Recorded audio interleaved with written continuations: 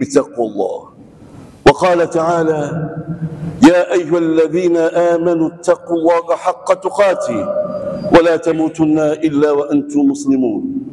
وقال تعالى: يا أيها الناس اتقوا ربكم الذي خلقكم من نفس واحدة وخلق منها زوجها وبث منهما رجالا كثيرا ونساء واتقوا الله الذي تساءلون به والأرحام إن الله كان عليكم رقيبا.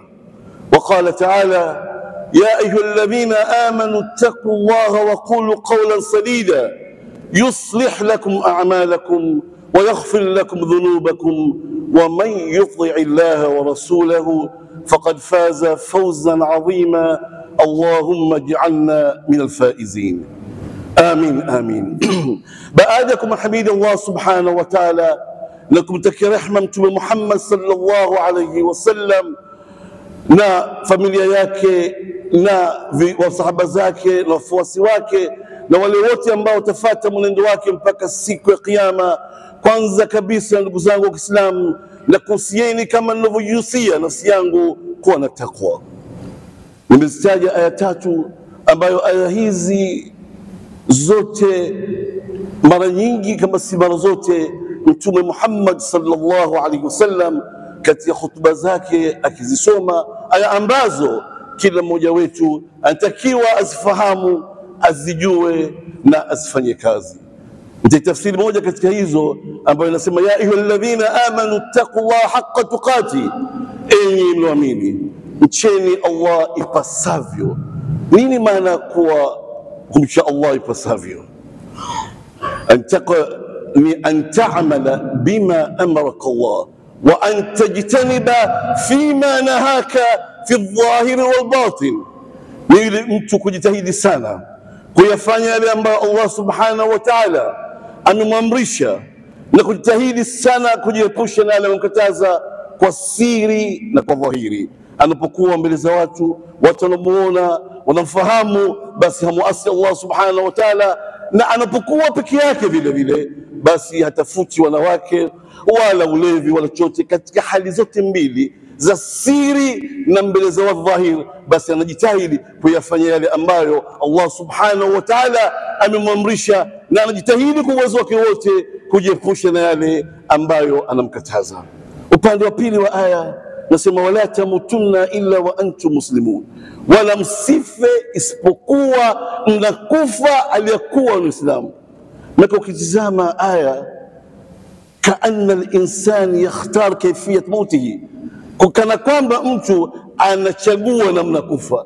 Lakini nakusudiwa mtu yoyote ambaye atajitahidi kwa uwezo wake wote kufanya yale ambayo Allah amemwamrisha na akajitahidi kwa uwezo wake wote akajiepusha na mkataza, hatokufa isipokuwa atakufa hali ya kuwa Muislamu. Tunamwomba Allah subhanahu wa ta'ala atufishe hali ya kuwa ni Waislamu. Amin amin. Ama maudhui al-khutba, kuhusu maudhui ya khutba hii, ahamiyatul waqti fi al-islam wal muslimin, umuhimu wa wakati katika Uislamu na katika Uislamu. Umuhimu, maulama wanasema rasul mali al-insani fi dunya waqtuhu, rasilimali ya mtu katika dunia hii ni wakati wake. Vipi ametumia wakati wake ndipo itadetermine mwisho wake na wapi aingie, peponi au motoni. Yategemea vipi katumia wakati wake. Anasema mizanuka waqtuk, mizani yako ya mema au mabaya imeambatana na wakati wako, vipi umeutumia. Inatakiwa mtu aweze kubalance, saa ngapi anafanya kazi, saa ngapi anapumzika, saa ngapi anakaa na watoto wake, saa ngapi anafanya ibada, saa ngapi anasoma Qur'ani, muda gani anatafuta ilmu. Lazima awe na nidhamu katika kutumia wakati wake. Basi hivyo atakuja kujikuta dakika ya mwisho anatoa roho, anaomba time. Katika Suratul Mu'minun aya 99, 100 na 101 anasema hatta idha jaa ahaduhumul maut qala rabbi irji'un. Anasema sasa mtu inamjia mauti, anaomba Allah, anatuma time, anaomba arejeshwe. Hatta idha jaa ahaduhumul maut qala rabbi irji'un, naomba time rejeshe, la'alli a'mal salihan fima tarakt, pengine niweze kufanya mema aliyoacha. Allah jibu kalla, hasha, haiwezekani. Innaha kalimatun huwa qailuha wa min bayni barzakhum ila yawmi yub'athun. Ni maneno tunaongea, tumempa time ya kutosha duniani, hajaitumia, hata tungemlisha tena, ni maneno tu. Na baina yeye na akhira yaum qiyama kuna barzakh, kuna kizuizi, hawezi tena kurejea. Anaomba time tu, hapana mtu toba, atuomba mali, hataomba watoto, hataomba chakula, ataomba apoe muda. Ataomba hata katika surati al-Munafiqun aya za mwisho 10 na 11, Allah subhanahu anasema wa anfiqu mimma razaqnakum min qabli an ya'tiya ahadakum al-maut fayaqula rabbi lawla akhartani ila ajalin qarib. Min qabli an ya'tiya ahadakum al-maut fayaqula, kabla mtu ajie mauti, maki mtu ajitahidi sana kufanya mema na kutoa kwa uwezo wake wote kabla hajamjia mauti. Hajamjia mauti, hajafanya mema, hajatumia wakati wake uzuri, hajakaa kujipangilia, basi ataomba laula akhartani ila ajali qarib, lao ungenipa muda kidogo, ukinichelewesha kunipa muda kidogo, ila ajli fa asaddaq wa akun min as-salihin, nitosadaka ni katika wema, ni sali, nifunge, tafute Qur'ani. Mtu atajijutia. Kwa nini? Lazima binadamu yote katika sisi awe na muda wa kufanya kazi, lazima awe na muda wa kutulia kufanya sala zake, lazima awe na muda wa kusoma dini. Hizi zimebakia kuwa engineer, kuwa administrator, kuwa carpenter, kuwa fashion, una khairi yako, lakini ilmu shar'i, ilmu sharia lazima, kwa sababu ibada hazikubaliwi isipokuwa kwa sharti mbili. Sharti ya kwanza ikhlas, unafanya kwa sababu Allah. Pili al-ilmu bihi, unajua. Atakwenda mtu wa kiyama ataulizwa, vipi sala yako imevuruga? Huna khushu au hujui arkan au hujui sunan? Asema la a'lam. Abu Darda anasema wailun, atapata adhabu kali liman la ya'lam. Atakwenda mwa kiyama amevuruga ibada zake, akasema mimi kwa sijui kama fardhi, sijui ni maana khushu, sijui masharti katika funga wala hija, wala sijui kama nilikuwa nakula riba, sijasoma. Sema atapata adhabu kali sana. La, mtu amejitahidi, amehudhuria madarasa, amekwenda kwa walimu, kuna baadhi ya mambo yamempita, basi huyo anakuwa maadhur, atakuwa udhuru. Ibn Qayyim anasema rahimahullah, man ufiya janib ukhidha minhu janib, anaweza kupa mtu sehemu akanyimwa nyingine. Fawqa kulli dhi ilmin alim, na kila mwenye ilmu kuna mwingine mzizeni, lakini lazima usome, lazima. Haiwezekani amali zako zikubaliwe kwa sababu ya kuzifanya unavyotaka wewe, haiwezekani. Kwa hiyo una muda kujipangia kwenye madarasa, angalau siku 3-4 kwa siku. Watu wengi wana muda lakini wanauchezea, kama Mtume sallallahu alayhi wasallam alivyosema katika hadithi sahih ambayo imo katika Musnad Ahmad, hadithi ambayo Abdullah ibn Abbas, Mtume sallallahu alayhi wasallam sema, ni'matani maghbunun 'inda kathiri min an-nas, neema mbili watu wengi wameingia hasara. Ghabn ni hasara fi tijara, ni al-ghubn ni hasara katika biashara. Mtume sallallahu alayhi wasallam anapiga mfano mtu anapokula hasara katika dunia kama neema mbili anazopewa hizi, as-sihhatu wal faragh. Amepewa siha, ana uwezo wa kusoma, kwenda madarasani, kufanya ibada kwa kituo, kwenda kusoma Qur'ani, lakini hajali. Ana siha, hajali. Tumesema watu wengi wamekula hasara katika neema mbili hizi. Atakuja mtu tena hajiwezi, hawezi kusoma, hasikii, haoni uzuri, asa anatafuta kutaka kusoma, kusali, katika mambo ambayo mtu ataulizwa yaumul qiyama kabla hajaondoka katika uwanja wa hisabu. La tazulu qadamu li adam, hautaondoka mguu wa binadamu yaumul qiyama tayari kuhesabiwa kabla hajaulizwa katika mambo matano. Katika mambo hayo عن عمره فيما أثنى وعن شبابه فيما أبلى. umri wake wote kautumia vipi? Time alipewa katika dunia kaitumia vipi? Halafu hasatan akaja kwenye ujana wake, na ujana wake utumia vipi? Na ujana ni katika wakati wa sihhatu wa shahwa wal quwwa. Mtu katika ujana wake ndio wakati ana matamanio mengi, anakuwa na siha, anakuwa na nguvu. Ataulizwa vipi? Kama aliteleza akawahi kurudi, akawahi kutumia fa neema min Allah, hajawahi akaja kaondoka bado kijana na umri wenyewe ni kidogo mfupi sana, kuna hatari kubwa sana. Katika hadithi Tirmidhi ya Abu Hurairah radhiallahu anhu, alimsikia Mtume sallallahu alaihi wasallam akasema, a'mari ummati ma baina 60 wa 70 wa qalil wa aqalluhum man yujawizu dhalik. Umri wa umma wangu ni baina miaka 60 na 70, na kidogo sana sana watavuka hapo, bali hata sasa hivi wanofikia hapo ni kidogo sana. Tumeona kwenye corona wenzetu, jamaa zetu, ndugu zetu wengi wameondoka katika muda mfupi sana, wengi sana. Alofanya khairi kafanya, hajafanya khairi ni hasara kwa kikubwa sana. Kwa hiyo mtu sio hivyo tu kwamba umri mdogo. Wakati wa Nabii Nuh inasemekana kaishi miaka 1000 au zaidi ya 1000. Siku malakul maut alikuja kumtoa roho, anaambia unaonaje umri wako katika dunia? Akaambia qad annani dakhaltu ila babin wa kharajtu min babin akhar. Naona umri wote uliotumia miaka 1000, sio miaka 50 60, miaka 1000.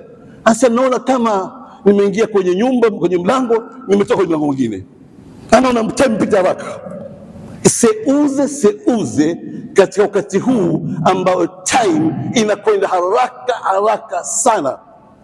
Katika hadithi sahih ambao Abu Hurairah amemsikia Mtume sallallahu alaihi wasallam, hadithi ambayo imo katika Sunan Tirmidhi, anasema Mtume sallallahu alaihi wasallam, lan taquma saa hatta yataqaraba az-zaman, hakitosimama kiyama mpaka time zikurubiane. Yani time iende mbio sana, tofauti na umma zilizopita. Time yetu inakwenda mbio sana. Mtume sallallahu alaihi wasallam asema, watakuna sanatu kashahr, mwaka utakuwa kama mwezi. Tumekuwa katika mwezi uliopita, mwaka jana Oktoba, Rabiul Thani. Sasa hivi kila kitu nakumbuka cha mwaka jana, kila kitu almost. Wakuna shahr kajum'a, na mwezi unakuwa kama juma, kama wiki. Wakuna jum'a kayum, na wiki ni wiki kama siku. Wakuna yawm ka ihtiraki safa, na siku inakuwa kama kungua kwa kuti lokuwa kavu, inakwenda haraka kabisa. Tumeamka tumesali alfajiri, tayari tunaingia dhuhuri, ukitahamaki ushamaliza siku. Nini umefanya? Umefanya la khairi, fa ni'ma laka wa hani'an lak.